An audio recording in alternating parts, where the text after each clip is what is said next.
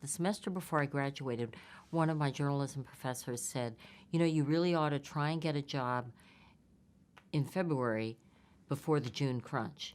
So I went around to all the TV stations in the Washington, D.C. area and tried to get a 2-night-a-week job. I got a job at WTTG.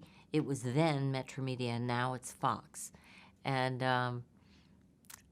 they gave me a job 2 nights a week as a copy person. And I just ripped wire copy off the machines and just helped anyone, a gopher, anything I could do. In June, the job that opened up was only, for me at the time, we're talking 1969, the only job they would offer me as a young woman or college graduate female person was newsroom secretary. As much as I didn't want to take it, I went ahead and took it. Because it was a very small newsroom, and I figured I can do a lot of things, and I can learn a lot of things, and I just wanted to get my foot in the door. So I was newsroom secretary, and I would always try and conjure up ways to do other things.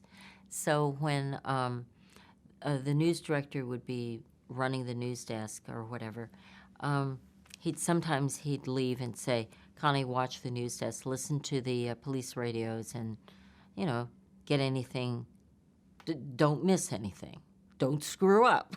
So there was this one reporter who was really lazy, and I'd call him on the two-way, and I'd say, you have to go out and do this or whatever, and just get the camera crew to shoot some film of it or something. It was, for weather, it was pollen count, something, And he said, and I said, will you come in here and watch the news desk? I'll go do it. So I sent myself out and shot that and came back. And then I wrote it up for the weatherman, and he said, that's really good. And the news director, oh, Connie.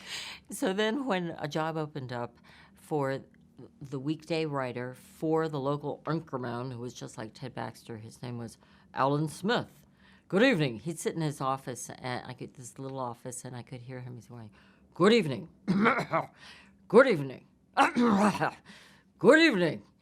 And so I wanted that job desperately. So the news director said, you just have to replace yourself. I need a newsroom secretary. I need somebody. And I became the writer.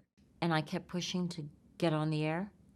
So finally, after, I don't know, 9 months or so as a writer or less, it was about a year that I spent before I got on the air, which was terribly short, quite frankly. But they put me on the air. It's a little local station, so I was on the air.